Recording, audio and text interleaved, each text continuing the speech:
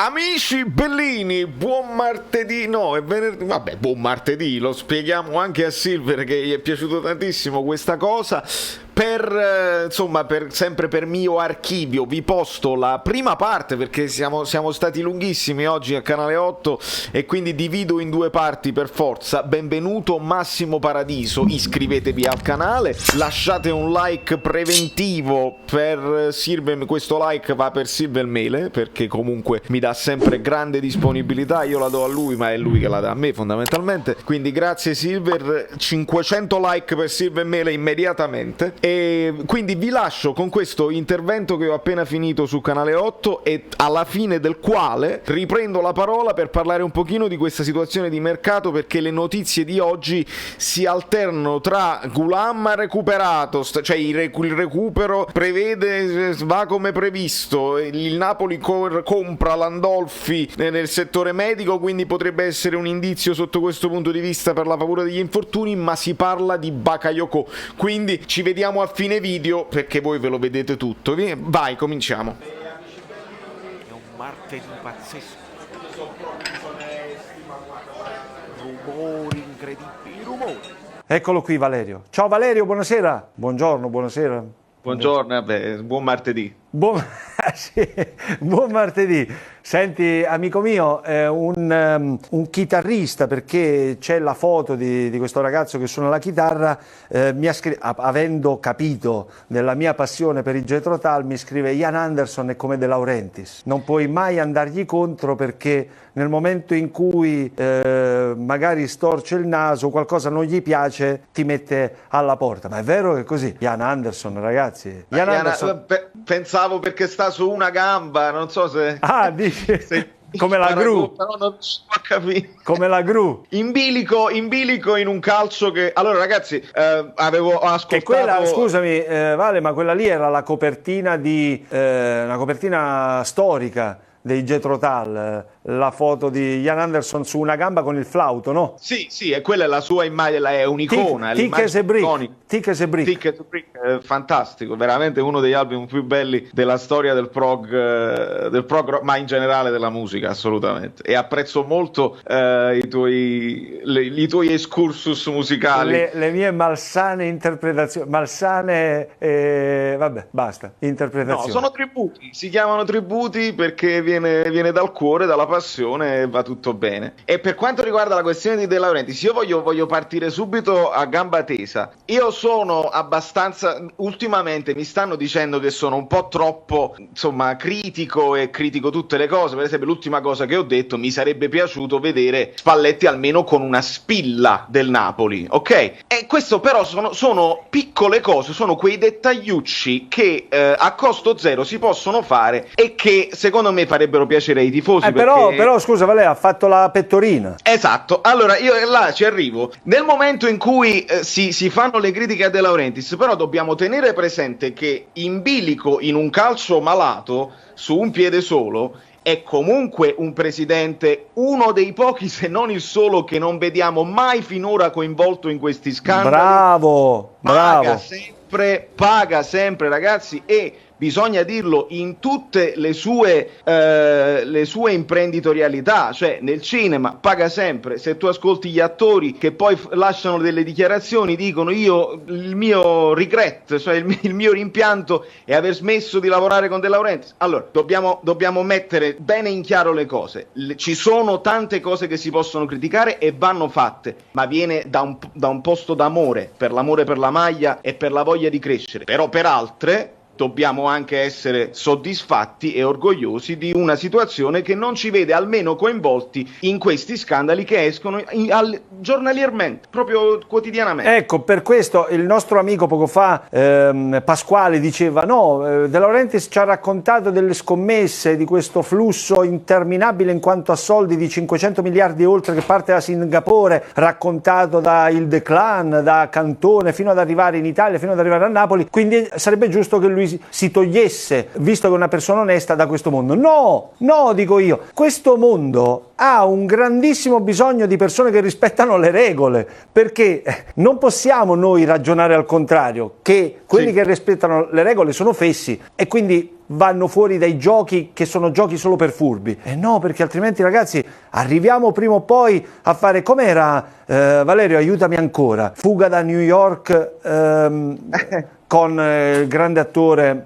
E lui era cacchio. Mi verrà, questa è una grave mancanza da parte mia, con tante colonne sonore di livello spettacolare. Comunque, sì, ne ho parlato anche con Guido Gentile, che lui è giornalista di calcio e musica, cinema. Vabbè, ci arriviamo.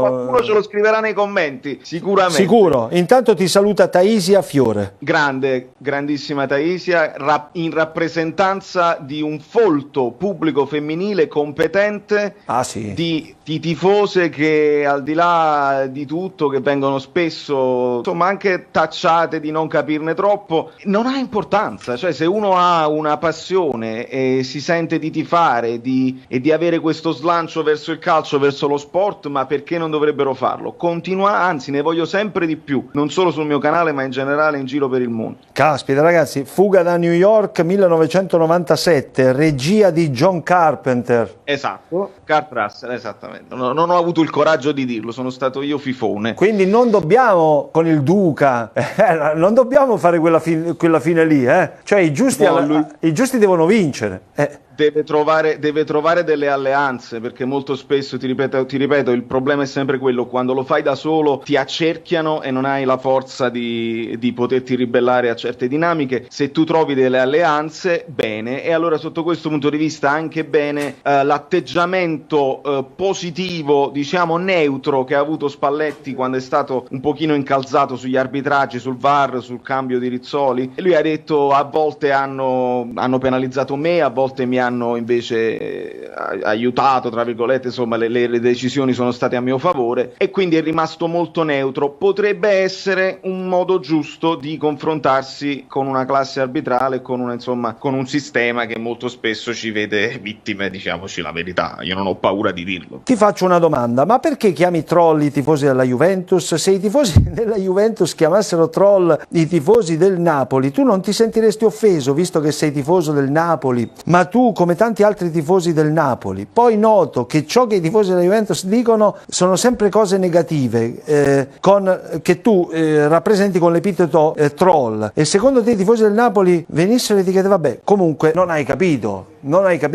Troll, sai per cosa sta? Per chi nasconde la propria identità, ed è un esercizio proprio tanto da divenire argomento dei cruciverba, domanda con risposta molto facile per il cruciverba, per chi fa azione di disturbo nei forum interattivi, nei forum del web. Io la domanda te la rigiro: ti sembra bello nascondere o fare azione di disturbo, molto spesso maleducata, violenta, tendente al sottosviluppo umano e culturale, nascondendo la propria identità? Ti sembra bello? Poi la passione per una squadra di calcio viene molto dopo. Puoi tifare per qualsiasi squadra, ma se lo fai mettendoci la faccia, amico mio, come nella vita, è sempre meglio. Bravissimo, l'hai spiegata proprio bene. Aggiungo: utente di una comunità virtuale solitamente anonimo che intralcia il normale svolgimento di una discussione inviando messaggi provocatori, irritanti o fuori tema. Io credo che non ci sia una definizione più giusta di queste, anche perché noi non mi pare che andiamo spesso nelle trasmissioni, seguiamo assiduamente trasmissioni che riguardano altre squadre, andiamo a commentare, che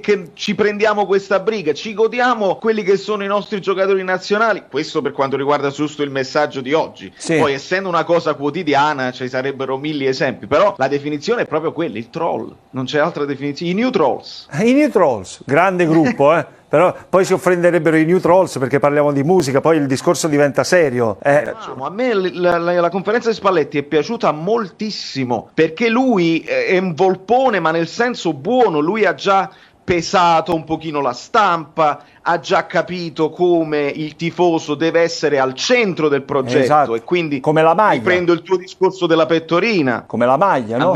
La maglia a me non piace che sia fatta su una pettorina, lo vorrei ma sai, la maglia arriverà forse a Ferragosto. Esattamente. Allora quello è la problematica su cui noi, come un martelletto della cultura cinese, possiamo ribattere per mettere fretta. Infatti dalla Cina molto probabilmente arriverà. Esatto, per questo tortura cinese, non parliamo mai a caso, Silver, qua, lo sai. Di conseguenza, bene, però l'idea è giusta, perché sarò con te e sotto viene scritto e tu non devi mollare. Spalletti responsabilizza i giocatori, io non devo motivare nessuno. Signori, ci ha detto molto più di quello che potevamo aspettarci, bravo Luciano. Adesso aspetto solo una cosa, Silver, sempre perché devo fare un po' Ciacco e medico, sì. Deve seguire il Napoli su Instagram, deve smettere di seguire l'Inter e Zhang, perché io ci tengo moltissimo alle cose social, però ho notato che ha cambiato la foto profilo, che era ancora la cosa con la Pirelli, però giustamente non avendo niente di ufficiale da mettere non poteva mettere niente così, però ha rimesso una foto della sua masseria ed è giustissimo. Adesso aggiorniamo i followers, seguiamo il Napoli e il Napoli si mettesse al passo con dei social più attivi. Sì, va bene, ci fermiamo, break pubblicitario e poi ripartiamo.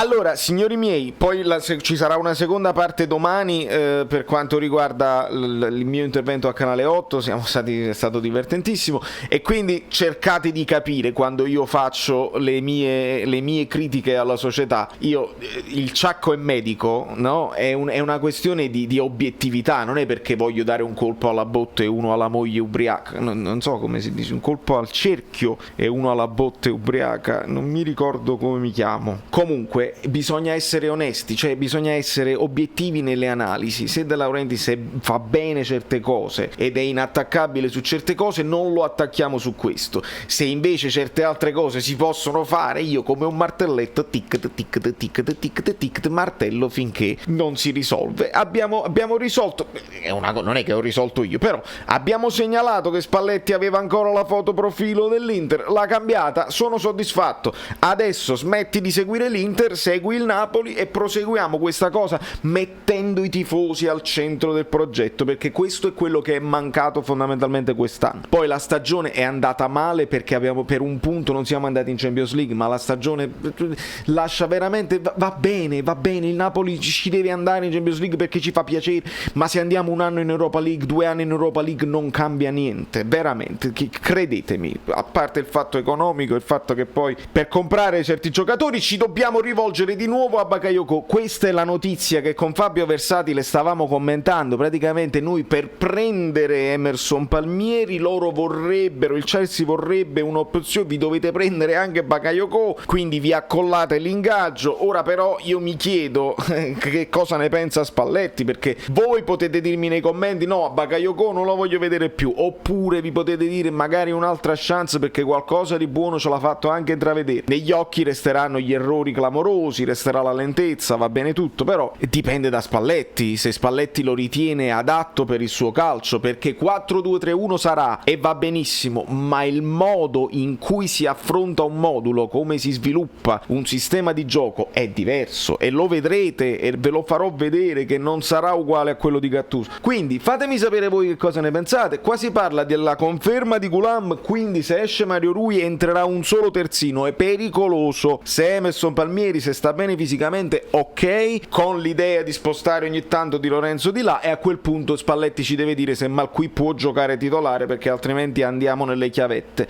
Dopodiché, visto che non arrivano offerte, perché vi ripeto, il Napoli potrà fare offerte di mercato solo e se arriveranno delle offerte per i giocatori che già ci stanno, quindi si rinuncia a qualcosa per rimpinguare. Qua si parla di nuovo di Bakayoko a centrocampo e sinceramente io non lo so non lo so se è una scelta giusta, se è il caso di farla. Se la situazione fosse questa, si deve ripartire da Demme e Fabian senza dubbio, ma addirittura, questo è uno spunto che vi do finale, Fabian lo potremo vedere anche sotto punta qualche volta, e secondo me, questo è parere mio personale, Zielinski può fare anche il centrocampista centrale più dietro. Lo so, è un discorso che è complicato perché Zielinski ha fatto molto bene sotto punta, però quando Spalletti ci dice il 4-2-1 diventa 4-3-3 in maniera molto semplice, con il centrale sotto punta che si abbassa tra i due centrali, secondo me questo è uno spunto importante. Da New York, Valerio Fluido è tutto, io devo andare a faticare, tutto bene, ci vediamo domani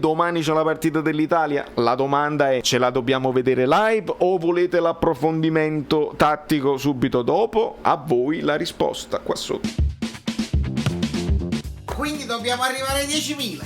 Arriviamoci. Si deve cliccare sopra la cosa così, poi cliccate sulla campanella, poi vi iscrivete al canale Telegram, E di poi più, dovete dai, praticamente basta, fare basta, sei cringe, quante cose. tutte le cose bellissime. Mi fai il Io mo non caffè. mi ricordo come mi chiamo.